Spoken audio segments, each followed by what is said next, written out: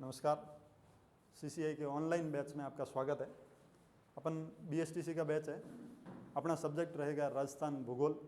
राजस्थान भूगोल में जो अपने टॉपिक है उसमें सबसे पहला जो टॉपिक अपन पढ़ेंगे वो है राजस्थान उत्पत्ति, विकास, स्थिति और विस्तार।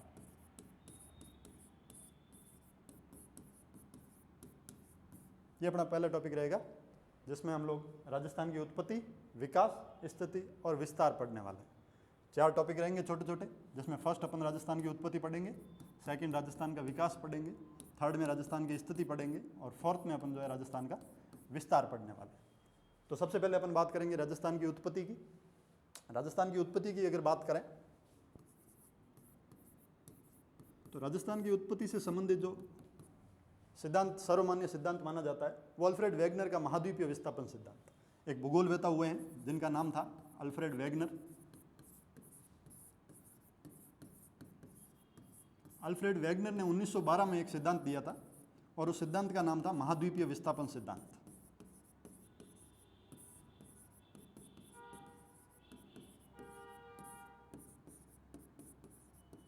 इस सिद्धांत में इन्होंने महाद्वीपों की और महासागरों की उत्पत्ति से संबंधित बातें समझाई थी। हम लोग राजस्थान की उत्पत्ति से संबंध इस सिद्धांत को पढ़ेंगे और समझेंगे कि राजस्थान की उत्पत्ति किस प्रकार हुई या अल्फ्रेड वेगनर के इस सिद्धांत के अनुसार राजस्थान के कौन से भूभाग का निर्माण कैसे हुआ है। तो इस सिद्धांत में इन्होंने बताया कि आज अपने को जो 7 महाद्वीप दिखाई दे रहे हैं, पूर्व में उन महाद्वीपों की स्थिति इस प्रकार की नहीं थी। पूर्व में सारे महाद्वीप संयुक्त रूप से एक ही स्थलखंड का हिस्सा थे और उस संयुक्त महाद्वीपीय भाग को इन्होंने नाम दिया था पेंजिया।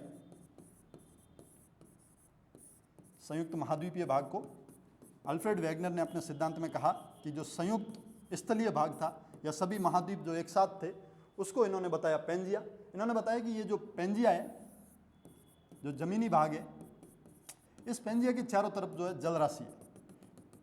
जो आज अपन अलग अलग 5 महासागरों के रूप में देख रहे हैं वो 5 महासागर पहले एक हुआ करते थे। ये जो पेंजिया है इसके चारों तरफ जो जल था उस जल राशि को इसने दिया था नाम पैंथालासा। उस जल राशि को अल्फ्रेड वेगनर ने कहा, उसका नाम था पैंथालासा। तो अपने को 2 चीज़ें पता चलती है कि अल्फ्रेड वेगनर के महाद्वीपीय विस्थापन सिद्धांत के अनुसार ये सारे जो महाद्वीपीय भाग है ये पूर्व में एक संयुक्त रूप से पेंजिया कहलाते थे और इनके चारों तरफ जो जल राशि थी वो पैंथालासा कहलाती थी। वेगनर ने बताया कि कालांतर में कुछ बलों के कारण, ध्रुवीय बल के कारण ये जो पेंजिया है वो 2 भागों में टूट जाता है।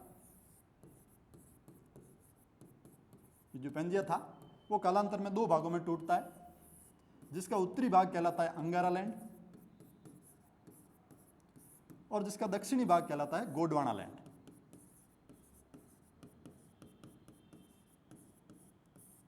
और इन दोनों के बीच में जो जल राशि आती है उसको बताया गया टैथिस सागर।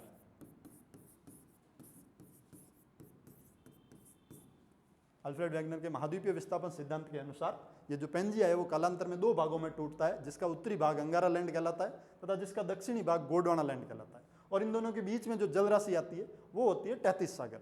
अब अल्फ्रेड वेगनर ने बताया कि विश्व में जितने भी महाद्वीप है उनका निर्माण या तो अंगारालैंड वाले भूभाग से हुआ है या उनका निर्माण गोंडवानालैंड वाले भूभाग से हुआ है। तो क्योंकि उत्तर में अंगारालैंड स्थित है तो वेगनर ने बताया कि विश्व के जितने भी उत्तरी महाद्वीप है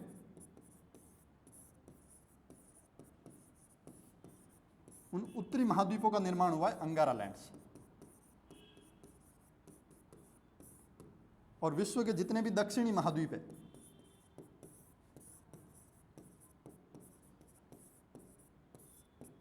दक्षिणी महाद्वीपों का निर्माण हुआ है गोंडवानालैंड से। विश्व के अल्फ्रेड वेगनर ने बताया कि विश्व के सभी उत्तरी महाद्वीपों का निर्माण हुआ है अंगारालैंड से और विश्व के सभी दक्षिणी महाद्वीपों का निर्माण हुआ है गोंडवानालैंड से। अब यहाँ उत्तरी महाद्वीप और दक्षिणी महाद्वीप क्या होते हैं, तो अपन बात करें कि महाद्वीपों की अगर स्थिति को अपन देखें,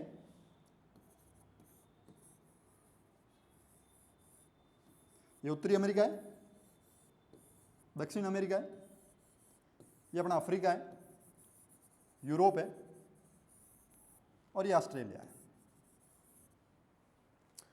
इसमें यहां से एक भूमध्य रेखा गुजरती है, 0 डिग्री रेखा को हम भूमध्य रेखा कहते हैं। इस भूमध्य रेखा से ऊपर वाले महाद्वीप है उनको उत्तरी महाद्वीप माना गया और भूमध्य रेखा से नीचे वाले महाद्वीपों को दक्षिणी महाद्वीप माना गया। अब अल्फ्रेड वैगनर ने बताया कि उत्तरी महाद्वीप जैसे कि उत्तरी अमेरिका, जैसे कि यूरोप और जैसे कि उत्तरी एशिया, इनका निर्माण तो हुआ है अंगारा लैंड से, और जैसे दक्षिण अमेरिका, अफ्रीका, ऑस्ट्रेलिया, अंटार्कटिका और दक्षिणी एशिया, इनका निर्माण हुआ है गोंडवाना लैंड से। अपन राजस्थान की उत्पत्ति से संबंधित सिद्धांत देख रहे हैं, अल्फ्रेड वैगनर का महाद्वीपीय विस्थापन सिद्धांत। इस सिद्धांत के अनुसार समस्त भूभागों को पेंजिया कहा गया तथा इसके चारों तरफ स्थित समस्त जलराशि को पेंथालासा कहा गया। ये पेंजिया कालांतर में दो भागों में टूटता है, जिसका उत्तरी भाग कहलाता है अंगारा लैंड और जिसका दक्षिणी भाग कहलाता है गोंडवाना लैंड, और बीच में जो जलराशि आती है वो कहलाती है तैतीस सागर। वैगनर ने बताया कि विश्व के सभी उत्तरी महाद्वीपों जैसे उत्तरी अमेरिका, यूरोप, उत्तरी एशिया, इनका निर्माण होता है अंगारा लैंड से, और विश्व के समस्त दक्षिणी महाद्वीपों जैसे दक्षिण अमेरिका, अफ्रीका, ऑस्ट्रेलिया, अंटार्कटिका और दक्षिणी एशिया, इनका निर्माण होता है गोंडवाना लैंड से। अब अपन बात करेंगे राजस्थान के संदर्भ में, क्योंकि हम राजस्थान भूगोल पढ़ रहे हैं, तो राजस्थान को भौतिक विशेषताओं के आधार पर अलग अलग भौतिक प्रदेशों में बांटा जाता है। राजस्थान के पश्चिमी भाग में जो है मरुस्थल है, तो पश्चिमी मरुस्थलीय प्रदेश है।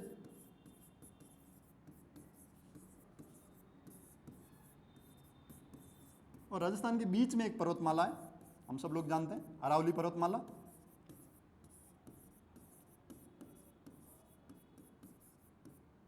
राजस्थान के पूर्वी भाग में जो मैदान है उसे पूर्वी मैदानी प्रदेश,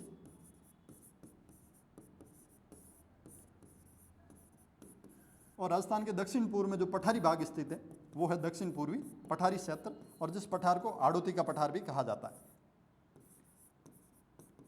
भौतिक विशेषताओं के आधार पर राजस्थान को इन चार भागों में बांटा जाता है।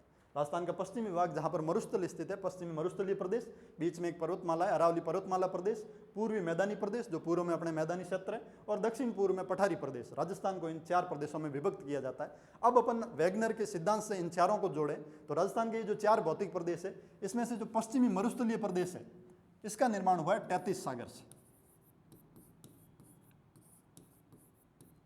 जो पश्चिमी मरुस्थलीय प्रदेश है उसका जो निर्माण हुआ है वो हुआ है तैतीस सागर से।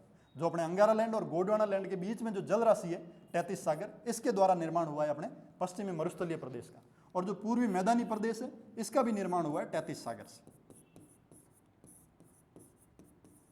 तो राजस्थान के जो चार भौतिक प्रदेश है उनमें से दो भौतिक प्रदेशों का निर्माण तैतीस सागर से हुआ है, और वो दो भौतिक प्रदेश कौन कौन से? एक तो सबसे पश्चिम में स्थित है और एक सबसे पूर्व में स्थित है। पश्चिमी मरुस्थलीय प्रदेश और पूर्वी मैदानी प्रदेश, इन दोनों का जो निर्माण है वो होता है तैतीस सागर से। और पीछे जो दो भौतिक प्रदेश है, एक तो अरावली पर्वतमाला और एक है अपना दक्षिण पूर्वी पठारी प्रदेश, इन दोनों का निर्माण जो है वो हुआ है गोंडवाना लैंड से।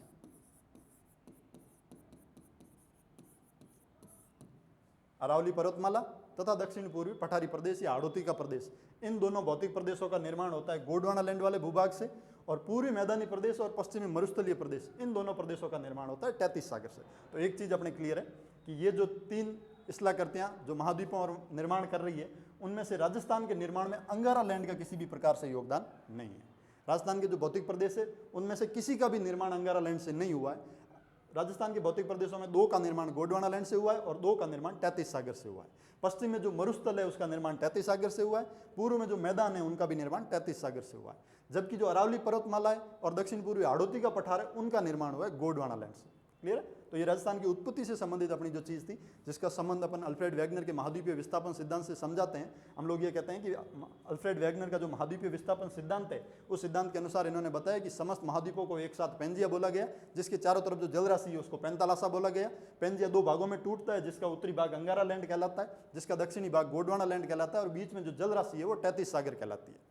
विश्व के सभी उत्तरी महाद्वीपों का निर्माण अंगारा लैंड से होता है, विश्व के सभी दक्षिणी महाद्वीपों का निर्माण गोंडवाना लैंड से होता है। अपन अब राजस्थान के संदर्भ में अगर बात करें तो राजस्थान के जो चार भौतिक प्रदेश हैं उनमें से दो का निर्माण गोंडवाना लैंड से होता है और दो का निर्माण तैतीस सागर से होता है। राजस्थान के निर्माण में अंगारा लैंड का किसी भी प्रकार से योगदान नहीं है, या राजस्थान के भौतिक प्रदेशों के निर्माण में अंगारा लैंड कहीं भी नहीं आता है। दो भौतिक प्रदेश गोंडवाना लैंड से बनते हैं, और वो दो कौन से हैं? एक तो अरावली पर्वतमाला है और एक दक्षिण पूर्वी आड़ोती का पठार है। दो भौतिक प्रदेशों का निर्माण तैतीस सागर से होता है, एक पश्चिमी मरुस्थलीय प्रदेश है और एक पूर्वी मैदानी प्रदेश है। ये अपना जो है वो पहला टॉपिक है राजस्थान का भौतिक प्रदेश, सॉरी राजस्थान की उत्पत्ति।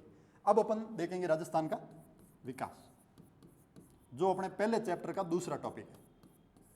आपने जो पहला चैप्टर शुरू किया है जिसमें राजस्थान की उत्पत्ति, विकास, स्थिति और विस्तार, चार चीजें पढ़नी है। उत्पत्ति हमने देख ली है वैगनर के सिद्धांत से। अब अपन देखेंगे विकास किस प्रकार हुआ है। अगर वर्तमान राजस्थान की बात करें तो वर्तमान राजस्थान में जिले हैं 41 और संभाग है 7।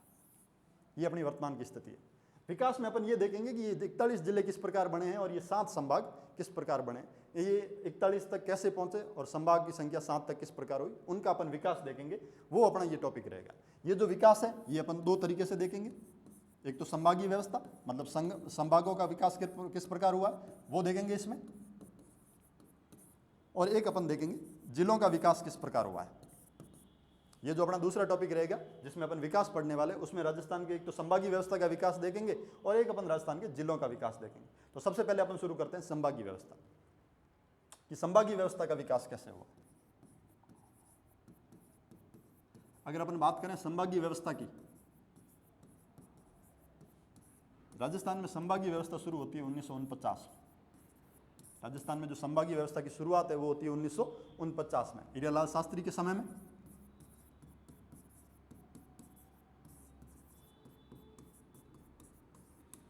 राजस्थान में सबसे पहले जो संभागीय व्यवस्था की शुरुआत की जाती है वो 30 मार्च 1949 को की जाती है, जब अपने वृहद राजस्थान बनता है, जिस दिन अपन राजस्थान दिवस भी मनाते हैं 30 मार्च को। हालांकि इस साल भजनलाल सरकार ने ये निर्णय किया है कि अपन जो है नवरात्रि का जो पहला दिन है चैत्र शुक्ल एकम, उसके दिन मनाएंगे। अब तक अपन 30 मार्च को मनाते आ रहे थे। ये 1949 में जो है पहली बार संभागीय व्यवस्था शुरू की गई हीरालाल शास्त्री के समय के दौरान, और 5 संभाग बनाए गए राजस्थान में। जब संभागीय व्यवस्था की शुरुआत की गई उस समय राजस्थान में 5 संभाग बनाए गए। 5 संभाग कौन कौन से बनाए गए, तो अपन बात करें उस समय की जो बड़ी बड़ी रियासतें, जिसमें अपन मारवाड़ रियासत पढ़ते हैं इतिहास में, जैसे जोधपुर हो गया एक संभाग हो गया बीकानेर, एक संभाग हो गया उदयपुर, मेवाड़ रियासत बड़ी रियासत हुआ करती थी, जयपुर रियासत बड़ी रियासत हुआ करती थी राजस्थान के इतिहास में, और एक कोटा। ये 5 संभाग बनाए गए थे 1949 में। जब संभागीय व्यवस्था की शुरुआत की गई थी 1949 में हीरालाल शास्त्री के कार्यकाल के दौरान, उस समय 5 संभाग बनाए गए थे, जोधपुर, बीकानेर, उदयपुर, जयपुर और कोटा। अब ये संभागीय व्यवस्था जो 1949 में शुरू की गई थी, इस 1949 वाली संभागीय व्यवस्था को 1962 में कर दिया जाता है समाप्त।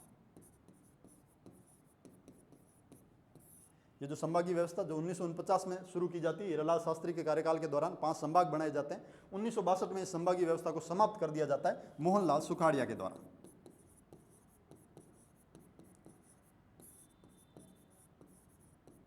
मोहनलाल सुखाड़िया के कार्यकाल के दौरान 1962 में संभागीय व्यवस्था को समाप्त कर दिया जाता है।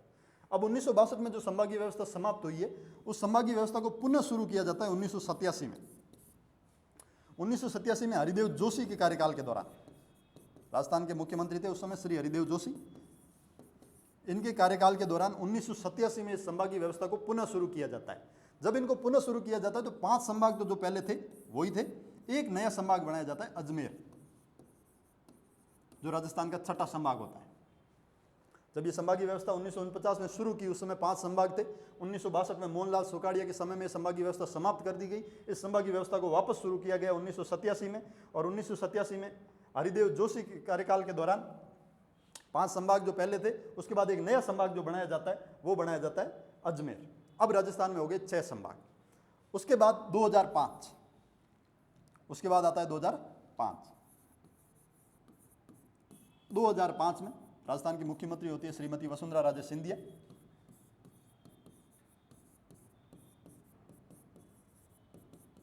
इनके कार्यकाल के दौरान राजस्थान का 7वां संभाग बनाया जाता है भरतपुर को। 2005 में वसुंधरा राजे सिंधिया के कार्यकाल के दौरान राजस्थान में 7वां संभाग बनाया जाता है भरतपुर को। तो इस प्रकार से 7 संभागों का विकास हुआ। 1949 में संभागीय व्यवस्था शुरू होती है हीरालाल शास्त्री के कार्यकाल में। 5 संभाग बनाए जाते हैं, जोधपुर, बीकानेर, उदयपुर, जयपुर और कोटा। ये संभागीय व्यवस्था बंद कर दी जाती है 1962 में मोहनलाल सुखाड़िया के कार्यकाल के दौरान। इस संभागीय व्यवस्था को वापस शुरू किया जाता है श्री हरिदेव जोशी के द्वारा 1987 में। 5 संभाग जो पहले वाले वो होते हैं, एक नया संभाग बनाया जाता है अजमेर 1987 में। उसके बाद ये संभाग हो जाते हैं 6। 7वां संभाग बनाया जाता है भरतपुर को, और वो बनाया जाता है 2005 में वसुंधरा राजे सिंधिया के कार्यकाल के दौरान। 2005 में राजस्थान में 7 संभाग हो गए। अब ये स्थिति बनी रहती है 2023 तक। 7 संभागों वाली जो स्थिति है वो बनी रहती है 2023 तक। अगस्त 2023 मुख्यमंत्री थे श्री अशोक गहलोत। इनके द्वारा एक अधिसूचना जारी की जाती है, और उस अधिसूचना में 3 नए संभाग बनाए जाते हैं और 19 नए जिले बनाए जाते हैं। मतलब नए संभाग बन जाते हैं और 3। ये 3 नए संभाग कौन कौन से बनते हैं? सीकर, बांसवाड़ा और पाली।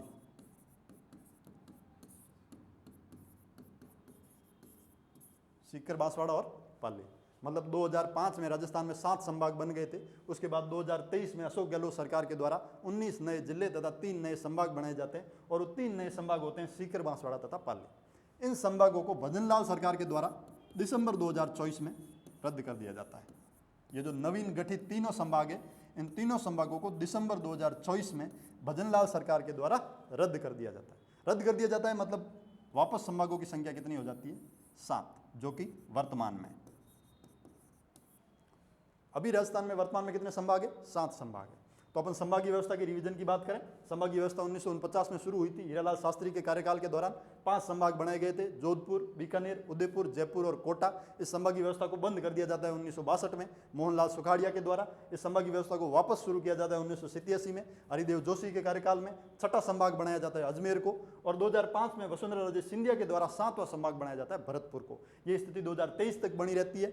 2023 में श्री अशोक गहलोत के द्वारा 3 नए संभाग बनाए जाते हैं अगस्त 2023 में, सीकर, बांसवाड़ा और पाली को। इन तीनों संभागों को भजनलाल सरकार के द्वारा दिसंबर 2024 में क्या कर दिया जाता है? रद्द कर दिया जाता है और वर्तमान में वापस संभाग राजस्थान में हो जाते हैं 7। अपना जो पहला टॉपिक था विकास, उस विकास में जो पहली चीज अपने को पढ़ती थी संभागीय व्यवस्था, वो हमने पढ़ ली कि किस प्रकार संभागों की व्यवस्था जो है शुरू हुई थी राजस्थान में और किस प्रकार वर्तमान में 7 संभाग कैसे हुए, वो हमने पढ़ लिया। अब अपन अपना जो दूसरा टॉपिक है जिलों का विकास, वो देखेंगे कि जो जिले हैं वो किस प्रकार विकसित हुए, वो देखते हैं अपन। अगर जिलों की बात की जाए तो अपन राजस्थान का जो एकीकरण आप लोग पढ़ते हो राजस्थान के इतिहास में, राजस्थान का एकीकरण 7 चरणों में संपन्न होता है। 1 नवंबर 1956 को राजस्थान का 7वां चरण पूरा होता है। अपन वहां से आगे से शुरू करेंगे जहां पर वो एकीकरण पूरा होता है। राजस्थान का एकीकरण पूरा होता है 1 नवंबर 1956, जब राजस्थान में मिलता है अजमेर। राजस्थान में उस समय किसका विलय हो जाता है? अजमेर का। हालांकि अजमेर के साथ और भी प्रदेशों का विलय होता है, लेकिन अपन चूंकि जिलों का विकास पढ़ रहे हैं इसलिए केवल जिले की बात करेंगे। 1 नवंबर 1956 को राजस्थान का 26वां जिला बनाया जाता है अजमेर को।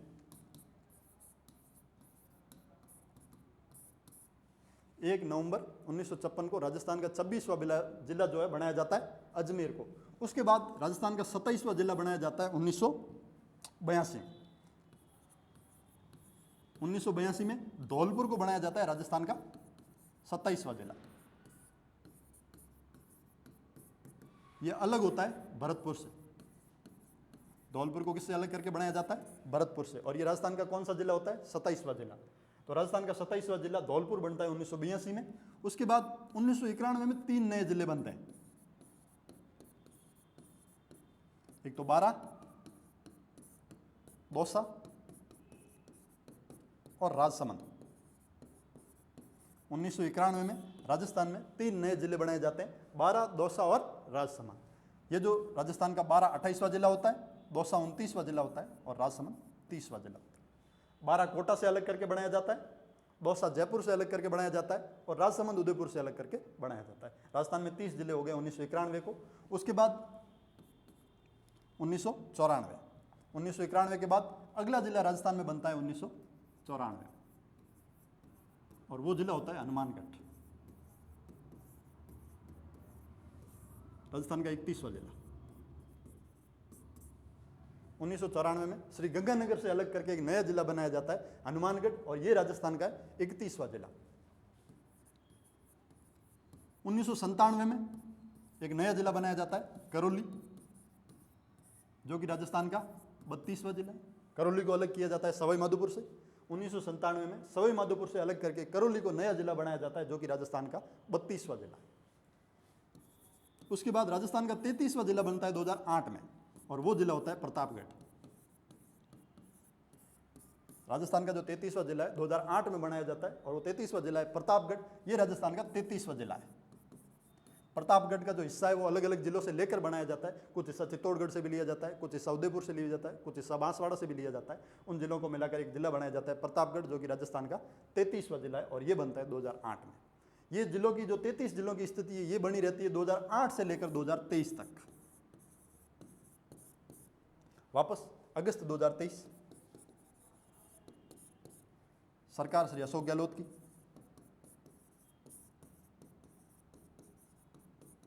2023 में विधानसभा में जब राजस्थान का बजट पेश किया जाता है, उस समय अशोक गहलोत के द्वारा मार्च में ये घोषणा की जाती है कि हम नए जिले बनाएंगे। उन नए जिलों को बनाने के लिए अशोक गहलोत के द्वारा एक समिति का गठन किया जाता है, और वो समिति है रामलुभाया समिति। इंपॉर्टेंट है।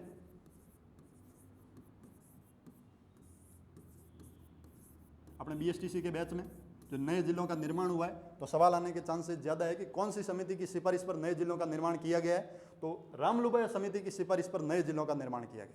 कितने नए जिलों का निर्माण किया गया? 19 नए जिलों का। कितने नए संभागों का निर्माण किया? 30 नए संभागों का। क्लियर है? रामलुभाया समिति की सिफारिशों के आधार पर अगस्त 2023 में अधिसूचना जारी होती है 5 अगस्त को, प्रकाशित होती है 6 अगस्त को और लागू होती है 7 अगस्त को। उसके बाद नए जिलों का गठन शुरू होता है। जैसे बालोतरा जिले का जो गठन है वो 7 अगस्त को माना जाता है। इस प्रकार नए नए जिले बनना शुरू हो जाते हैं। इसकी जो अधिसूचना है वो 5 अगस्त 2023 को जारी होती है। और कितने जिलों की जारी होती है? 19 जिलों की। कितने नए संभाग बनाए जाते हैं? 3 नए संभाग। अब अपन पढ़ चुके हैं कि 2008 तक राजस्थान में कितने जिले हो जाते हैं? 33। और वो स्थिति बनी रहती है 2023 तक। 2023 में नए जिले बन जाते हैं कितने? 19। अब जो स्थितियाँ चेंज हो जाती है, उसके बाद कार्यकाल सरकार चेंज होती है, श्री भजनलाल सरकार बनती है। उनके द्वारा एक समिति का गठन किया जाता है और उस समिति की अध्यक्षता करते हैं ललित के पंवार।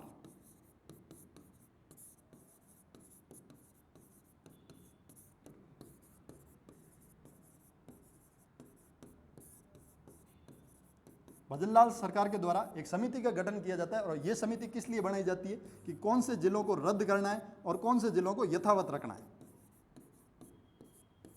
भजनलाल सरकार के द्वारा ललित के पंवार की अध्यक्षता में एक समिति का गठन किया जाता है और यह समिति अध्ययन करेगी कि कौन से जिले वास्तव में रहने चाहिए यथावत और कौन से जिले रद्द होने चाहिए। यह समिति अपनी सिफारिश करती है। और इस समिति की सिफारिश के आधार पर दिसंबर 2024 में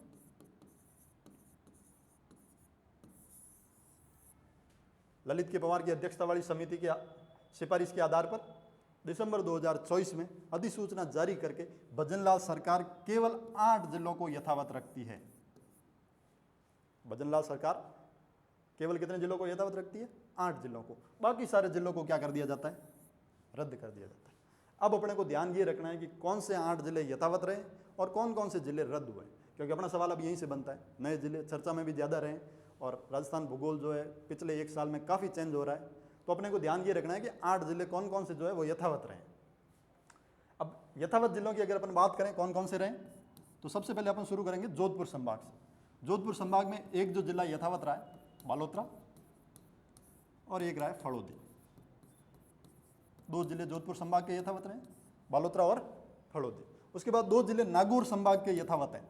एक तो है डीडवाना कुचामन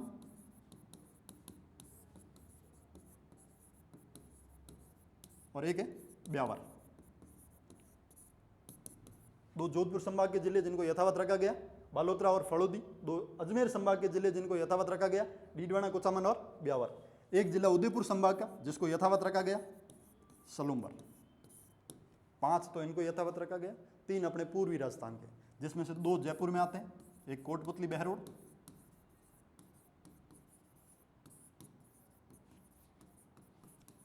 एक खैरथल तिजारा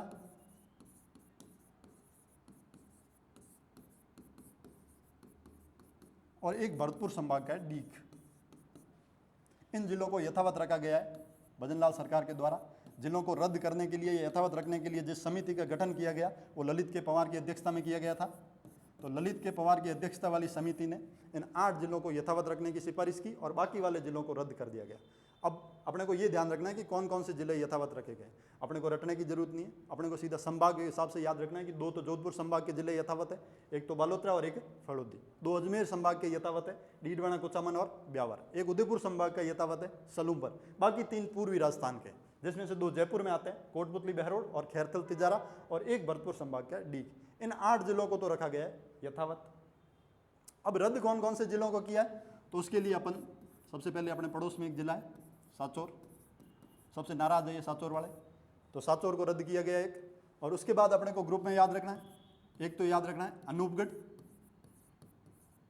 अनूपगढ़ के साथ रद्द किया गया नीम का थाना। सांचौर को रद्द किया गया। उसके बाद अपन 2-2 के जोड़े में याद रखेंगे, अनूपगढ़ और नीम का थाना, इनको रद्द किया गया। दो अपने मध्य राजस्थान में आते हैं छोटे, दूदू और केकड़ी, इनको रद्द किया गया। बहुत चर्चा में रहा था दूदू, तो एक तो दूदू को रद्द किया गया और दूसरा रद्द किया गया केकड़ी को। दो ग्रुप में याद रखना है, अनूपगढ़ नीम का थाना, और दो पास पास में दूदू और केकड़ी, और दो अपने को याद रखना है, एक तो शाहपुरा और एक गंगापुर सिटी।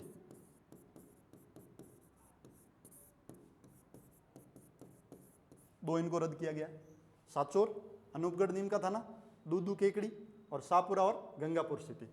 1 2 3 4 5 6 और 7 तो ये रद्द कर दिए गए। उसके बाद रद्द किया गया जयपुर ग्रामीण और जयपुर शहरी।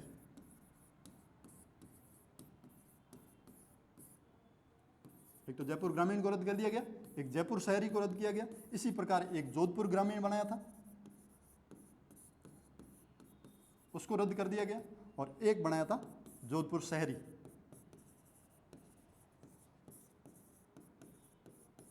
इसको रद्द कर दिया गया। टोटल जो 19 जिले बने थे उनमें से 8 ये यथावत है, 11 इनको रद्द कर दिया गया। अब अपने को 19 याद करने की जरूरत नहीं है, अपने को अलग अलग चीजें ध्यान रखनी है कि कौन से जिले तो यथावत है और कौन से जिलों को रद्द कर दिया गया। 11 जिले जो रद्द हुए ये भी याद रखने, लेकिन ज्यादा महत्वपूर्ण चीज है वो ये है कि कौन से जिले यथावत है। यथावत वालों को याद करना बिल्कुल जैसे अपने संभाग के हिसाब से जाएंगे तो कंफ्यूज कम होंगे और याद रहने के चांसेस ज्यादा है।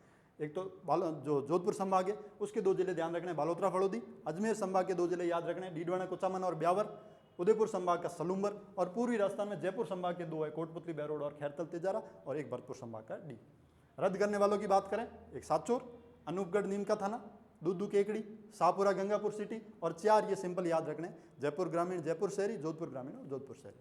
मतलब टोटल अपने जो जिले थे उसकी अगर बात करें 2008 में अपने पास कितने जिले? 33। 2023 में नए बनते हैं 19, 2024 में रद्द होते हैं 11 और यथावत रहते हैं 8।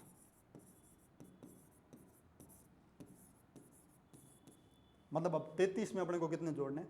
8, जो कि यथावत है। मतलब वर्तमान में राजस्थान में जो टोटल जिले हैं वो है 41। इनका विकास किस प्रकार हुआ है वो हमने पढ़ा है। तो अपने जो विकास वाला टॉपिक है वो भी अपना पूरा होता है। हमने जो दोनों विकास है कि किस प्रकार से राजस्थान में संभागों का विकास हुआ है और किस प्रकार से राजस्थान में जिलों का विकास हुआ है। अपना जो विकास का टॉपिक जिसको हम 2 भागों में बांट के पढ़ने वाले थे, एक तो संभागीय व्यवस्था और दूसरा जिलों की व्यवस्था। सबसे पहले हमने देखा कि संभागीय व्यवस्था कैसे हुई, किस प्रकार 1949 में संभाग बनते हैं, किस प्रकार 1962 में उनको समाप्त किया जाता है, 1987 में अजमेर को नया संभाग बनाया जाता है, 2005 में भरतपुर को नया संभाग बनाया जाता है, 2023 में 3 नए संभाग बनाए जाते हैं और 2024 में उन 3 नए संभागों को रद्द कर दिया जाता है और वर्तमान में संभाग है 7। उसके बाद हमने जिलों का विकास पढ़ा, तो किस प्रकार राजस्थान में 26वां जिला अजमेर को बनाया जाता है, 27वां धौलपुर को बनाया जाता है, 28, 29, 30 एक साथ बनते हैं, 12 दौसा और राजसमंद। 31वां जिला बनाया जाता है हनुमानगढ़ को, 32वां करौली को और 33वां प्रतापगढ़ को 2008 में। 2023 में किस प्रकार अशोक गहलोत के द्वारा राम लुबाया समिति की सिफारिश के आधार पर 19 नए जिले बनाए जाते हैं और किस प्रकार दिसंबर 2024 में ललित के पवार की अध्यक्षता वाली समिति की सिफारिशों के आधार पर इस 24 में से 11 जिलों को रद्द कर दिया जाता है और 8 जिलों को यथावत रखा जाता है। यथावत रहने वाले जिले ये हैं जो अपने को ध्यान रखने, और रद्द होने वाले जिले ये हैं, इनको भी अपने को ध्यान रखना है। तो इस प्रकार से अपना जो टॉपिक था, जो हमने शुरू किया था सबसे पहले ये वाला कि राजस्थान की अपनी 4 चीजें पढ़ेंगे पहले अध्याय में। उत्पत्ति हमने पढ़ ली है, विकास हमने पढ़ लिया है, अब अपनी 2 चीजें रहती है, एक तो स्थिति और एक विस्तार। ये अपन पढ़ेंगे अगली क्लास में। Thank you.